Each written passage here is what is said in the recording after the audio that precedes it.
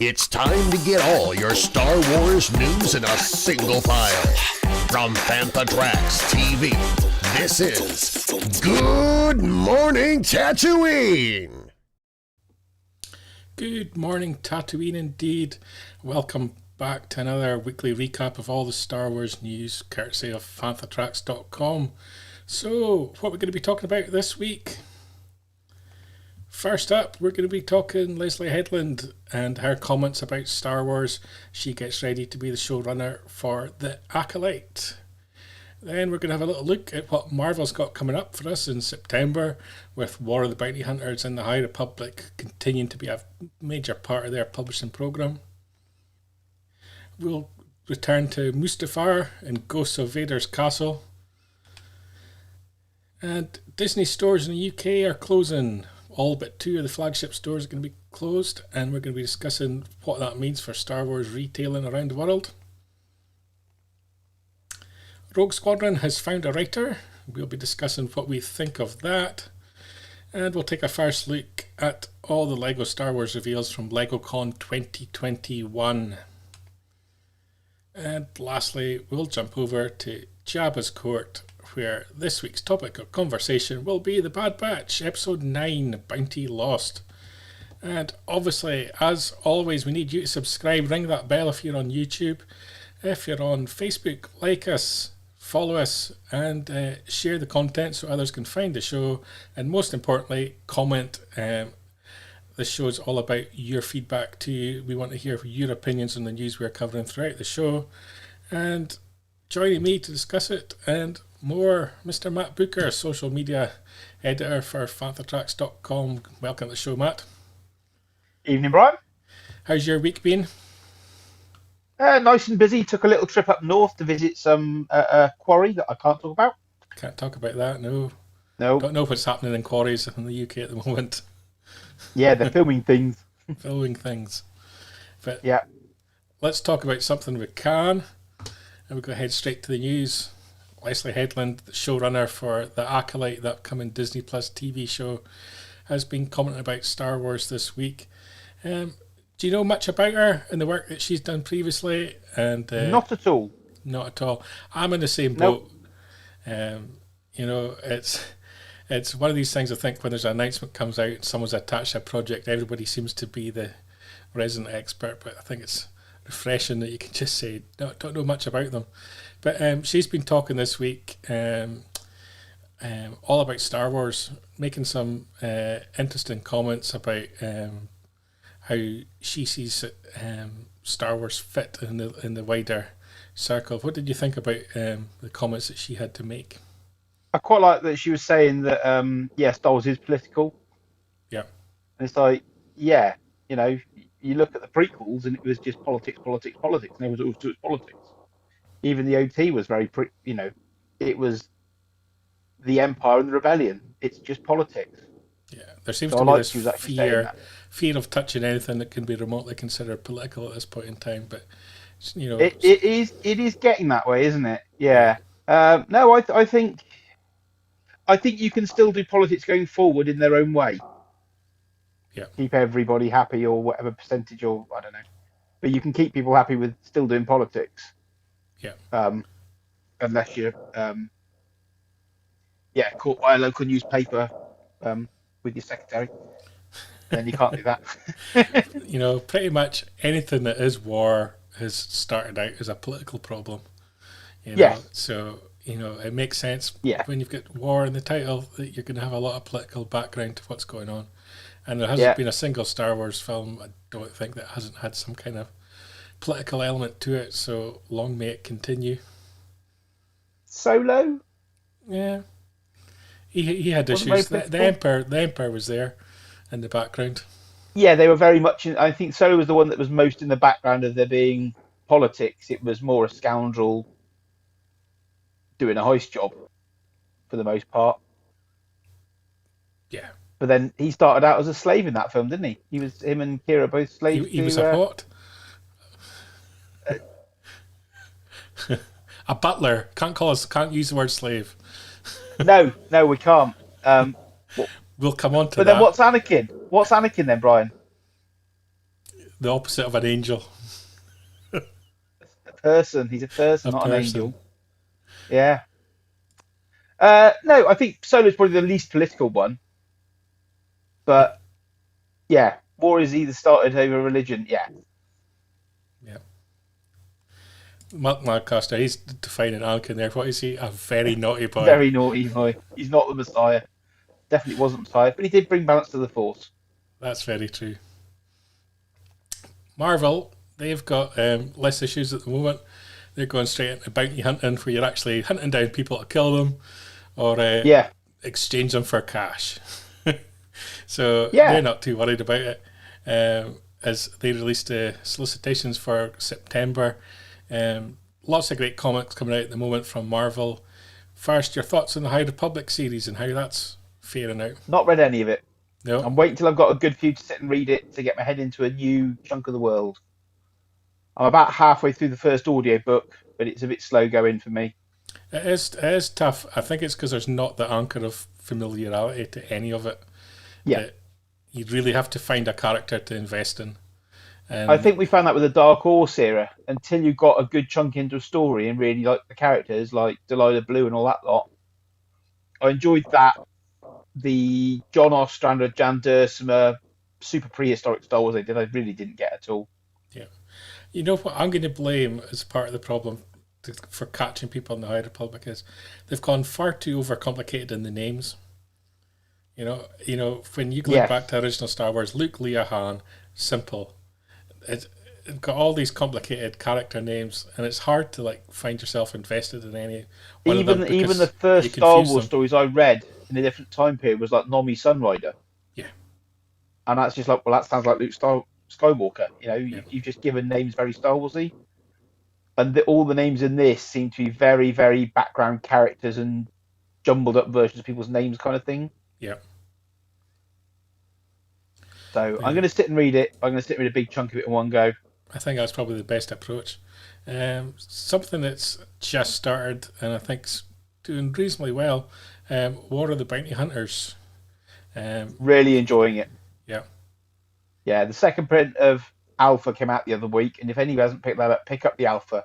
The artwork is amazing. The storytelling is really good. And the whole story thing is actually coming together really nicely. I think the whole team work and there's all the different writers working on it and have really put a lot of effort into it. I didn't like the fact they truncated the Vader story arc on the episode 9 planet that name escapes me head, where the Emperor's Exegol. clones were. Exegol. Yeah, I didn't like they truncated that storyline to go into this one. Yeah. But I get why they did it. But I'd rather that Exegol storyline had been held off till after the War of the Bounty Hunters. Yeah. And you could explore it more because I think there's a lot more stories to tell there. But the War of the Bounty Hunters story arc so far, all the bits that are tied in, I've read it every week. Really, really digging it. A really, really good story, and works throughout all the books as well. I could do with less Boba Fett covers. It's my one thing. Now got like No. 100 acquired in the last couple of months. But that's because you buy all the silly covers, you twit. Yeah, that's very true. Yeah. Bosch. One of each for me. Fett action figure cover for me, if possible. and I did get the alpha director's cut that had the inked version in the second half of it because I was like, that's just really nice. Yeah. Bosch has got her one shot coming out as well. It's part of the War of the Bounty Boosh, Hunters. Bosch. Yeah. Character. Yeah, they're doing one shots with. We're doing plenty of one shots, aren't they, with other characters? Yeah, other bounty so hunters. You've got Forlom as well, Jabba, and I forget who else. There's a fourth one. The Greedo one? No. What was it? Someone will chip in the comments. They'll remember. But yeah, it's interesting they've gone with that character because obviously Leia's kind of playing them undercover. So it'll be interesting to see what take they give it. But is it Leia undercover? Before no, it is the original character. It is the original Bausch before Leia got it. So yeah. So yeah, I hadn't bothered reading. I don't want to know about these books. I just want to pick them up, read them when they come out, and surprise myself. Like the end of the first story arc, and we found out who was behind stealing Boba, just blew me away. Yeah. Star Wars ongoing. Loving this cover. Yeah. Carlo's been putting out lots of covers of late, and there's another beautiful one from him. Star Wars ongoing. Very different. Very different style to his cover art. Yeah, it's improved, I think, Star Wars ongoing since they rebooted. Yep. A lot more interesting stories. Charles Soule's doing a terrific job tying it back into Star Wars canon all over the place. Yeah. Maybe moving a bit too fast for my liking. I would like it to spend a little bit more time with the characters that he's bringing back in, but that would be my sole criticism. Done Between New Hope and Empire. We're now doing Between Empire and Jedi. Yeah. And the War of the Bounty Hunters things, I'm thinking, well, War of the Bounty Hunters are going to end, and they're going to get Boba Fett. Boba Fett's going to get hand back, assumedly, somehow, maybe, don't know, to lead into Jedi. It seems like this War of the Bounty Hunters thing is a bit... I don't know how long the gap between Empire and Jedi is. Year or two? I don't know. Can't be more than a year, I thought. But I think they're rushing towards... I don't know. The War of the Bounty Hunters thing seems like they're rushing towards Jedi a bit quickly. Well, the War of the Bounty Hunters is going to stretch over 35 comics before it finishes. Yeah. So it's going to go up to like Christmas, isn't it? Yeah. It's going to last a good year. Yeah. Part of that, Dr. Aphra issue 14 is part of War of the Bounty Hunters as well. It's a series I've kind of dropped away from. Lost a little bit of interest of late in Aphra. Kind of feel it's a character that's been a little bit overused by Marvel. Yes. But do you think they'll make a film or TV series of it? Probably. Seems logical. I think she's most likely to appear in something at some point. You've got a lack of young female characters in Star Wars. She fits the bill. So she fits the bill for a TV series unless they decide to create someone new and original, which would be the way I would go. Yeah, but I think they'll draw from a fan favourite comic character and put her in it. Yeah, quite possibly. And obviously there is the Bounty Hunters ongoing as well. Which again is part of the War of the Bounty Hunters at the moment. Valance and Dengar are both in there. The issue last week before, the recent issue of that was really good. Valance is coming along as a really cool character. Yeah. And keeping the theme of the War of the Bounty Hunters, Vader's part of it with issue 16. Vader, it's been an interesting series. I've really dug what Greg Pak's done with it. Yeah. Really dug it. Yeah. As I said, I think he got truncated on his story arc previously, but I get why they had to do that. Absolutely. So Vader coming back with IDW in a slightly different manner as well. They're going to carry on. They sort of had this annual theme of a Halloween-esque comic series. So cool idea. Vader's Castle from Cavan Scott. Yep. Looks great again. Very local to me as well. He lives literally down the road. He lives near my old local cinema that I used to go to before. They've got one close to me. Yeah.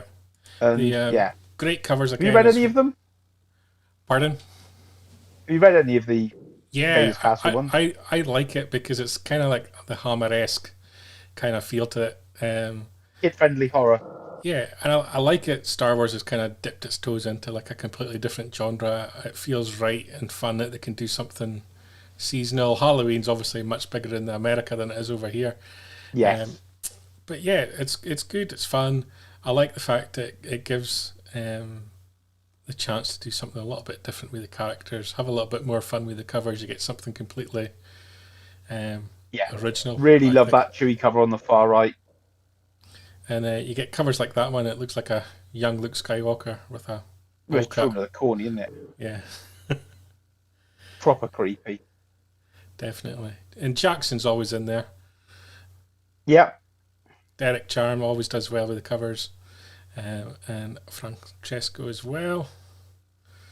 So yeah, looking forward to that. As Mr. Newbill's chiming in there, would have been perfect in an old Star Wars weekly. Definitely fits that kind of. Yeah. It feels very British. I think that's very very prejudiced to me, but yeah. Um, Something not That's so it. Yeah. good Pet news Cemetery happening in record. the UK. And it's happening all No. around the world. It's been happening in Canada. It's been happening in France. Is Disney stores closing down locations all over the country, keeping flagship stores but closing down their sort of regional stores. Your thoughts on this, Matt? Obviously, you're a retailer, so Um, I, I, I think it's dreadful to see more of the high street in decline, but we've had a lot of big chains in the UK shut the last few years, and a good few shut over COVID. And I think COVID wasn't the nail in the coffin for them. It just brought on the death of those chains yeah, quicker because they weren't a good business. And I don't know, Disney Store may not be making enough money pre-COVID, and lockdown just made them completely re-strategize.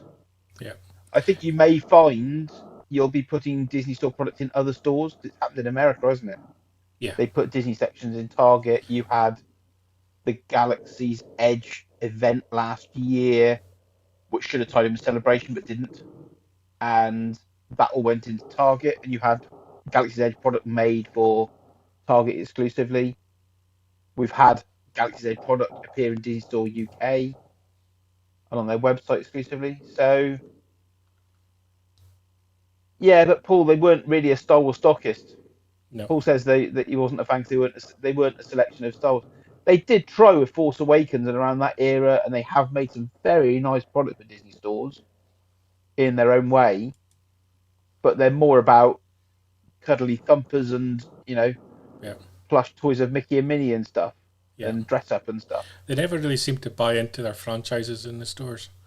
Not just Star Wars, but Marvel as well. It was, they seem to have like people would I, I automatically think go I to a think the Disney problem with store. Marvel and Star Wars for Disney Store was there was already a decent range of products out there that other licensees were already making. Yeah, So when they did try and make stuff, they got on with it and did a plush Grogu quite quickly. yeah. What And I've stuff is, noticed is certainly up where I live, the closest store was in Aberdeen. Hadn't been in it for years because what was the point? Um, yeah, it closed as soon as COVID hit, so obviously that was in their thoughts of closing straight away because it yeah, closed the same month as lockdown began. But what we're seeing a lot more in Scotland is pop-up Disney stores.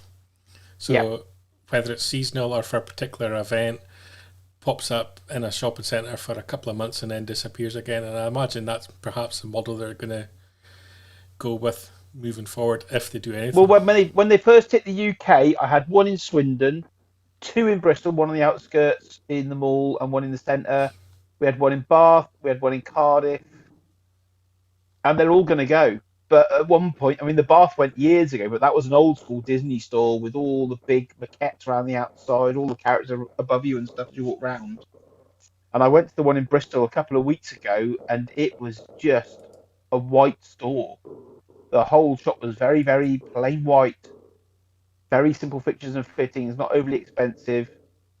And yeah, I think you may see more pop-ups happening, or you may see them put, you know, a meter bay of product in another store, be it HMV or a supermarket, Yeah, or whatever's left of our department stores. Maybe yeah, you may end up putting stuff in those. It may work because the margins have got to be there because their stuff isn't any cheaper than anybody else's, really. They make a lot of it themselves. They pay themselves for the license because the store is probably a separate entity, I'd have thought. But they haven't got to pay the license fees to themselves, really. It's just a cyclical thing. So they're making good quality products. I mean, you don't get rubbish in the Disney store. You get stuff you wouldn't want yourself, but it's all very nice quality, well-made stuff. Yeah. You don't see the crap you see in pound shops with, Disney stuff stuck on it. Yeah, definitely. So it's a sad shame to see them go, to be honest.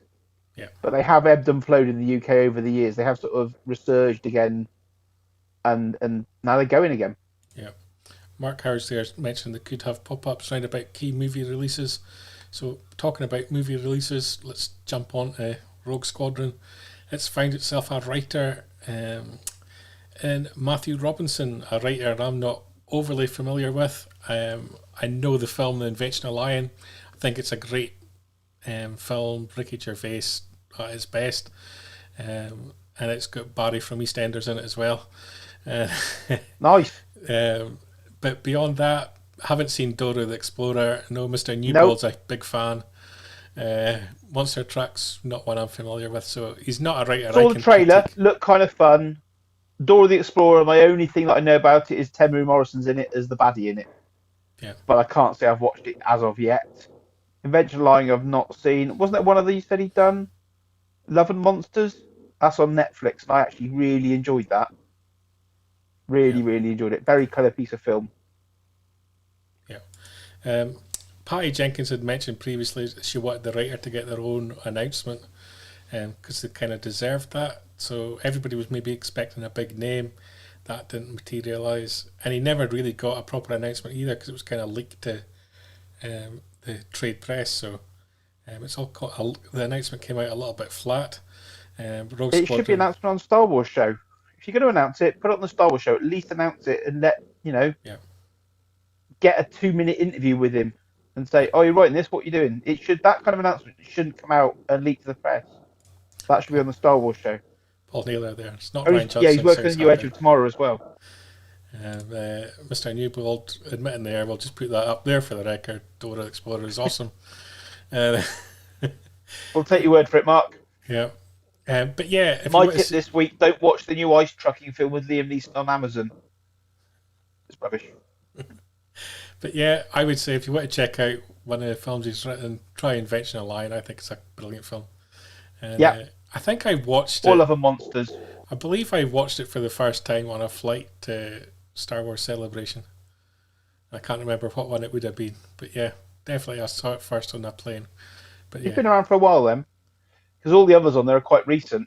Yeah, definitely. Next item to discuss, LegoCon 2021. I hate online conventions. Let's get back to some physical ones soon, please. Well, there was one this weekend. There was one today, wasn't there, in the UK? Was there?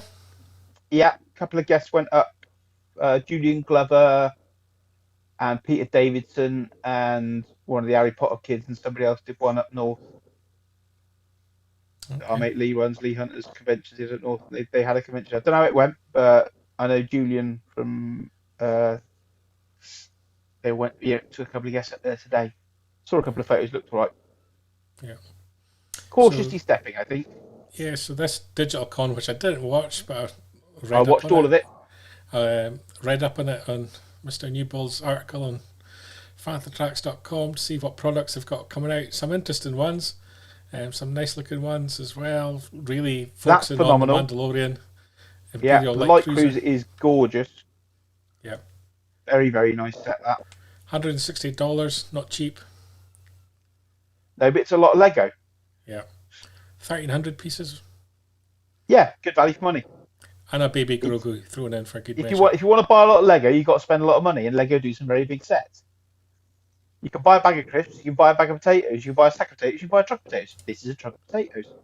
Mr. Newbold's there said Panther Tracks will be at Doncaster Unleashed on the 27th.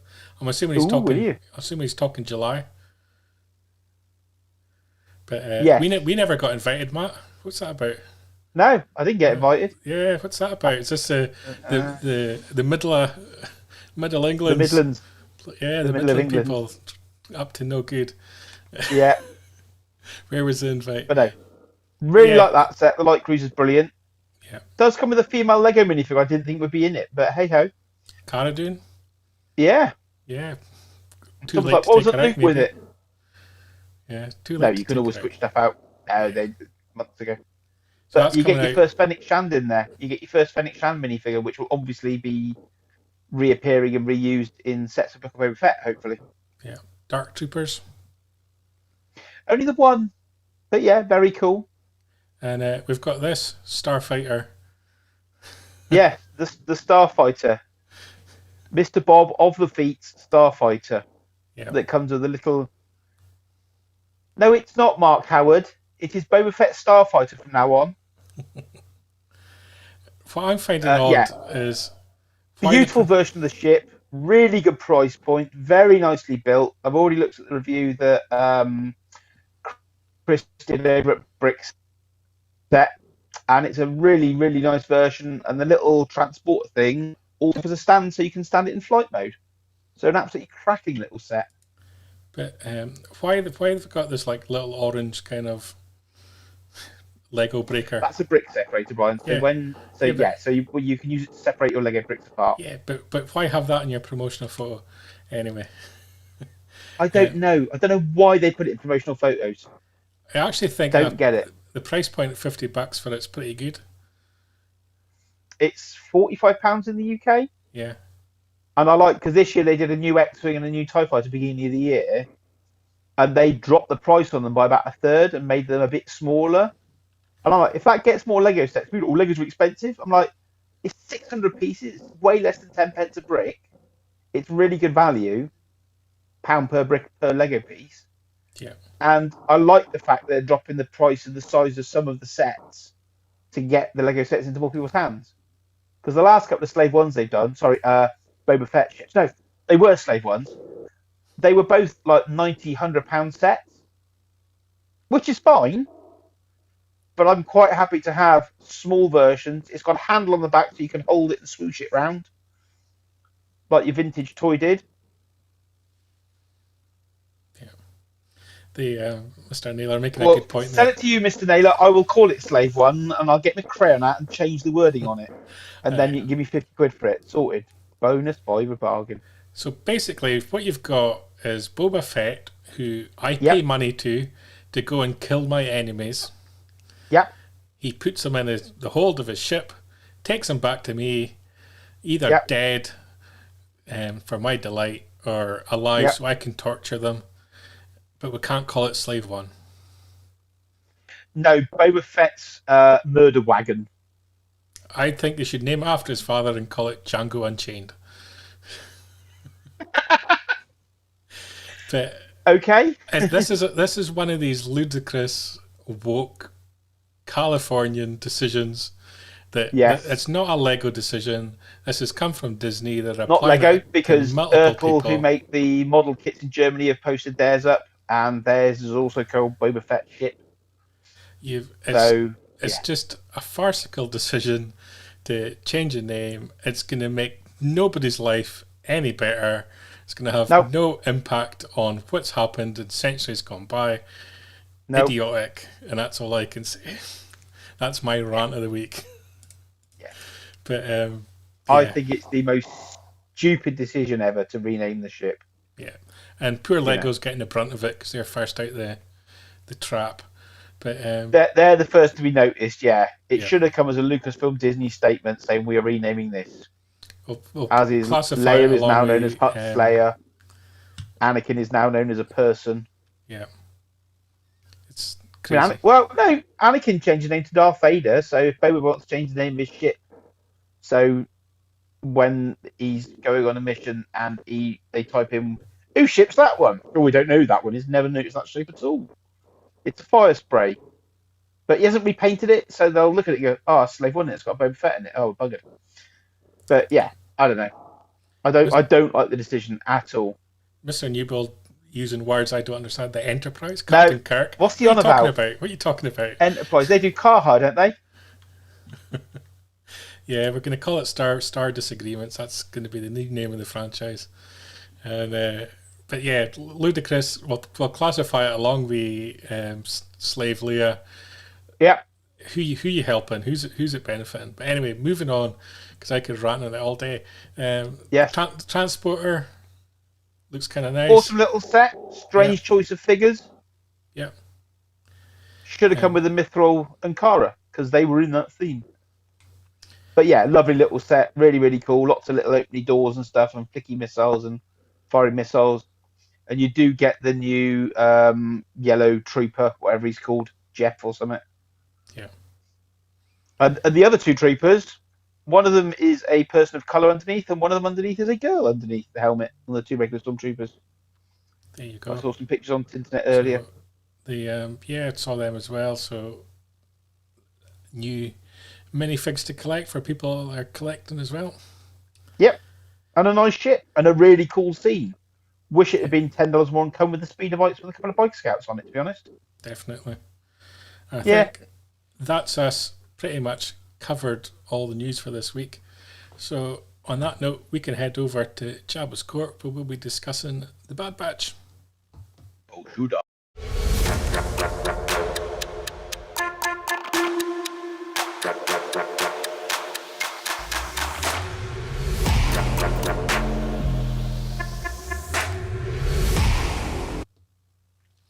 So, Bad Batch, Episode 9, Bounty Lost.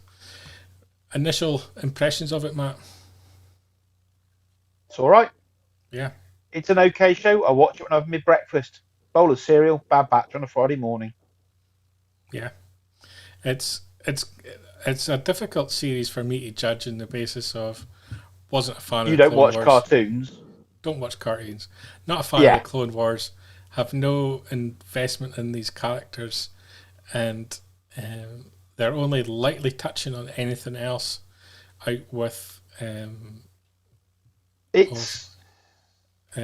enjoying it, but it is a very small galaxy because everybody knows all was in it. See, when I first saw that, I thought it was Dengar, and it's not. Yeah. He's just doing a good cosplay of Dengar. Dengar doesn't look like Dengar at all anymore, I think, does he? He's kind of completely changed appearance.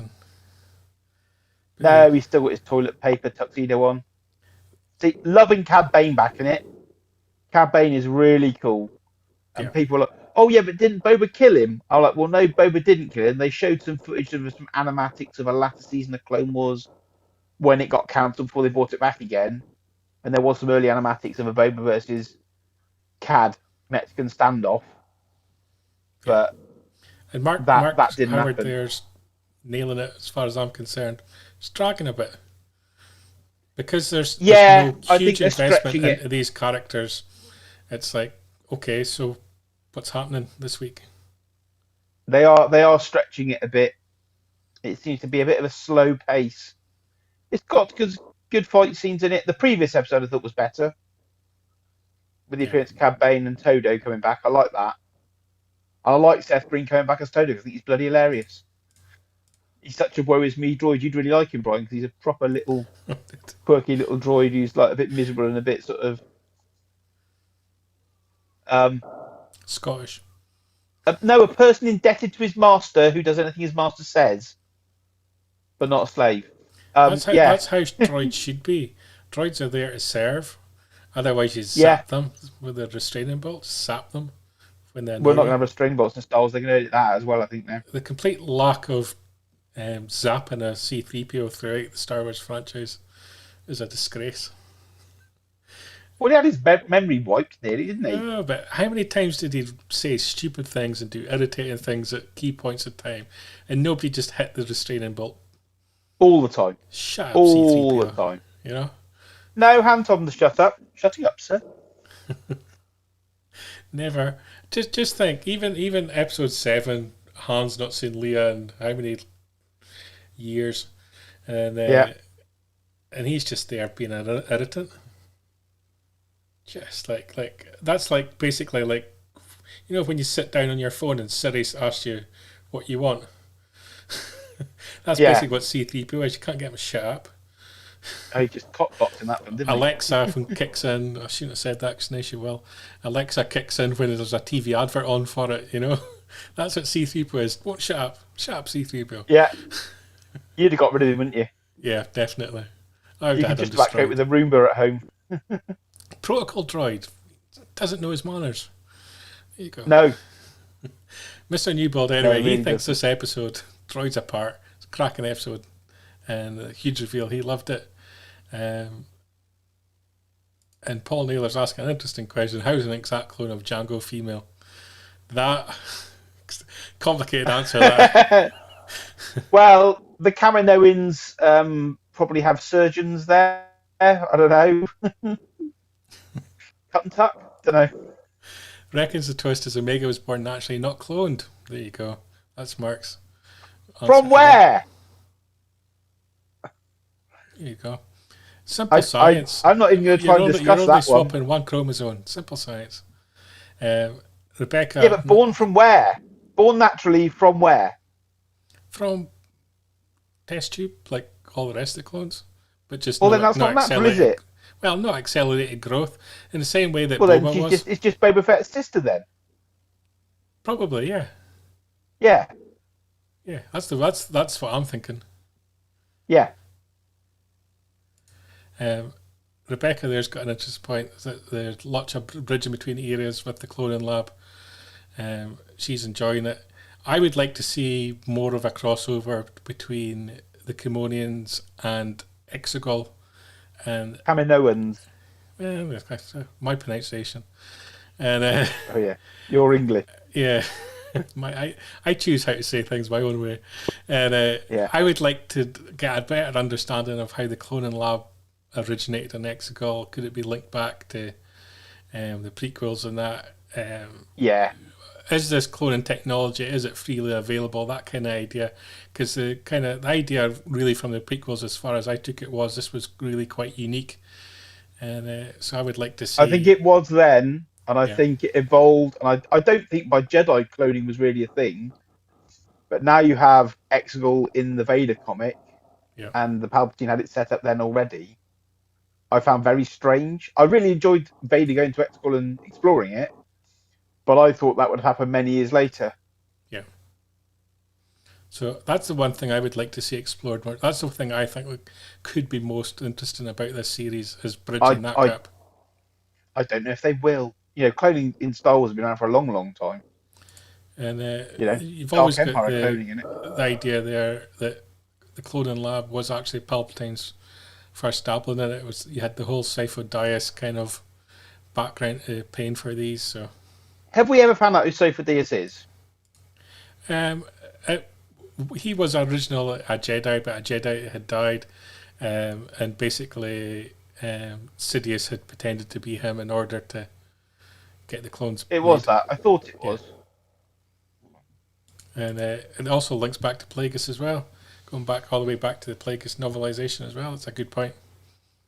So there is a potential to see a lot more in this series, but they're not quite doing it to keep me invested as a casual observer. But I think as a kid show, you can't go too deeply into sort of cloning people.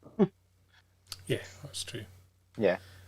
But again, though, in terms of the art, what they're producing, it looks great fun. It looks really good. You know, it's a nice style to it. They just use what was left of Clone Wars Season 7 assets, I'm sure. But that works fine for me. Make it all look the same. Yeah.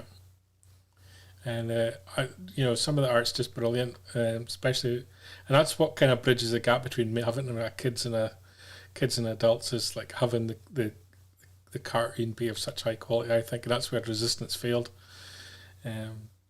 I liked the way they went with Resistance, and I get they were trying to do, but they completely lost most of their audience they already had. I think with Star Wars, whatever you do, be it live action, be it animated, be it TV, be it comics, be it books, you need to play strongest to the audience you've already got, because there's a blooming big audience out there. I don't think you need to go and try and get new audiences as much as play to the audience you have. And that's what, The Mandalorian did. The amount of people who've come into my shop and gone, Oh, I've only just watched The Mandalorian. It's a brilliant, brilliant show, that. And my missus watched it too, and she loved it. This is where I think the Disney problem festers into the Yeah. franchise, is in that there's not like an ongoing Mickey Mouse or Donald Duck or Goofy or anything kind of show. Yeah. So no one's following that through their age groups. They're targeting a particular age group. So Disney as a company is constantly trying to capture again that specific age group over and over in a continuous cycle. And so it slips into the other franchises. Well, years ago when they had High School Musical and all those girly TV shows going, and they had their girls' audience, they couldn't get a boys' audience. They went and bought Power Rangers. Yeah. And then that slipped away, so they couldn't get a demographic superhero thing going, so they went and bought Marvel. Yeah. You know, that instead of and if you're going to buy a franchise like Marvel or Star Wars or Pixar, you know, if you're going to go and buy them, great, but don't try and turn those things into a new audience. Use the audience that product has already got and play to their strengths, and that's what Mandalorian's done. That's maybe the difference between played to the strengths of Star Wars fans and enticed and reaffirmed Star Wars fans' love of Star Wars, and it's brought in new audience, not by trying to be a product for a new audience, but just by being a bloody good product. I think that's the problem between Lucasfilm and Marvel, and that Marvel were a lot more set up for production than Lucasfilm were, and so Disney's been a lot more heavily involved in what Lucasfilm are doing, and so there's a lot more of that influence into Star Wars from Disney. They bought George's couple of ideas, and I think when they bought it, they had George's ideas for the next films. They had George's idea for the TV series, which we've not seen anything of anywhere yet, really, apart from a couple of episodes of Clone Wars Season 7 that went into Level 1313. And that animated show, Detours, that didn't happen. Yeah. It wasn't really of the time, which I get. So, whereas Marvel had all this stuff. You look at the whole Clone Palpatine thing in episode 9, and it was quite a shock to everybody. I'm like, I read that in Dark Empire 20 years ago. Yeah. 25 years ago, I suppose, isn't it? I find this as a comic collector as well, where you see now that the gap in audiences and how the audience has changed, and that when you jump into some of the comic discussions now, and people are to talk about key comics, which are the basically first appearances, and they're collecting these comics, you know, that we all paid $3 for back in the day, and they're paying £500-600 for now, and that kind of shows you the way that the franchise fan base is changing. You're getting a lot more younger people in who want to start collecting now, or only just discovering some of these tales and comics and books and so on. And but I've since Dark Horse started, I own every single Marvel comic, one of everything. I don't own all the variants. I can't be asked. Even though I've got a shop, I can get a lot of them. Can't be asked for the variants. It's just another £5 that's sat in the box doing nothing for me. I just buy the comics to read, and I've only ever sold comics to read. I've got a couple of customers who collect art by certain artists, you know, books with cover art and stuff, or interior art, and they'll follow that artist. And I've got a couple of artists I follow and enjoy, and I'll read pretty much anything they do because I like their style and I like what they do, and I find this stuff kind of fun. But people collecting that way are just buying commodities, and you may as well just go and buy a house if you want to. Yeah. And I collect Boba Fett crap. I mean, high quality Boba Fett merchandise, including all the ships that are Boba Fett ship, not all that other thing. And I've got loads of it, and I collect it because I enjoy it, not because it's going to be worth anything. Yeah. I begrudgingly bought Funko Pops because they got Boba Fett in them.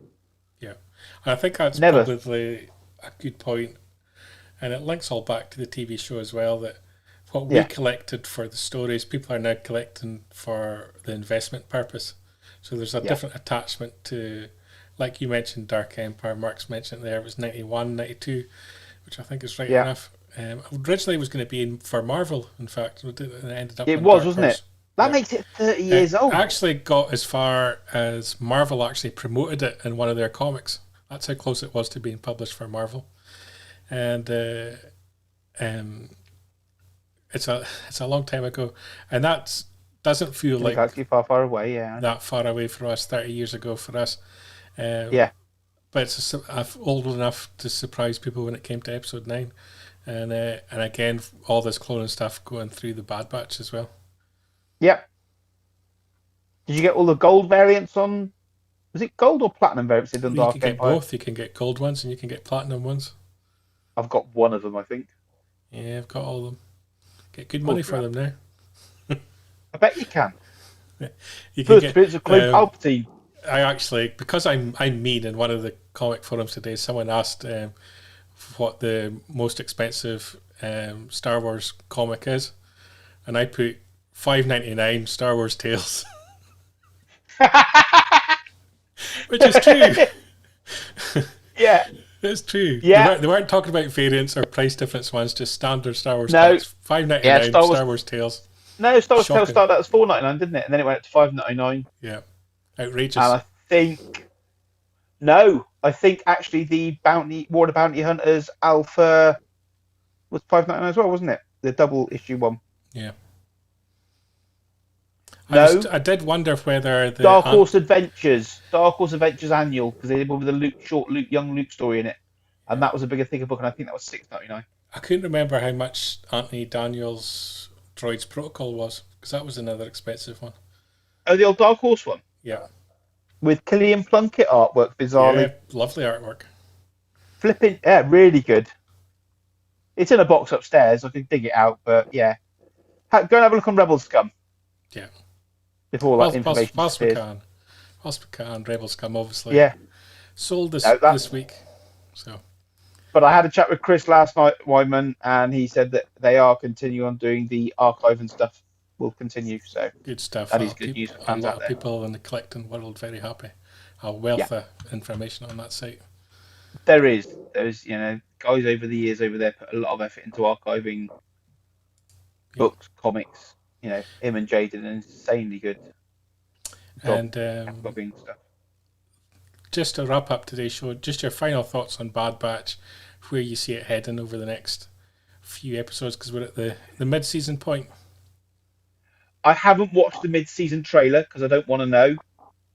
I don't know where it's going. Really haven't got a clue. I can't really see, I think we're going to see some more cameos from other people in the Star Wars galaxy that's very big and very wide, but they all seem to know each other. Yep. As we see in the comics all the time, as we see in the cartoons all the time. I don't think you're going to get to see Ahsoka or anything like that appear. I think it's going to be more sort of the clone side will appear. I think Rex may come back, but I don't know, because he said, if you need me, call me. Yeah. I think we may get some more Fennec Shand. I'd like to see an appearance of Boba in it. Yeah. Paul Naylor just making the same opinion there. Boba to arrive in it. Yeah.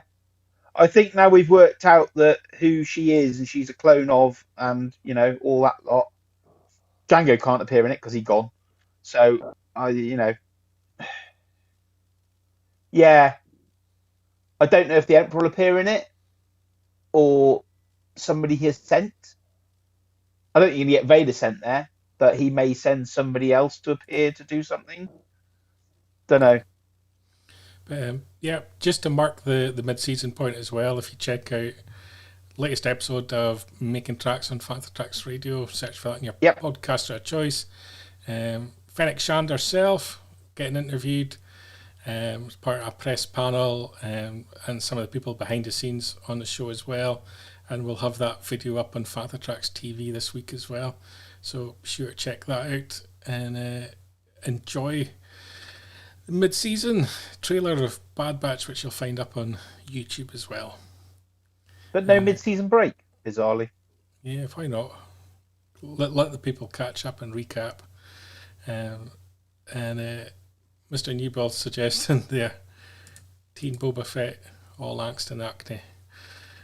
That's what he's expecting. But I think on that note, we should perhaps wrap up the show for the evening. Thanks everyone for joining us. Thanks for throwing your comments in there. Much good speaking to you, Matt, and I hope to have you back on the show very soon indeed. Fairly soon. Fairly soon. You're welcome again. Keep up to date with the latest Star Wars news each and every day on FanthaTracks.com. You can also find us on Twitter, Facebook, Instagram, TikTok, Tumblr, and Pinterest at FanthaTracks. And be sure to like, comment, subscribe, and follow FanthaTracks TV to be alerted to new content and to be a part of our live shows.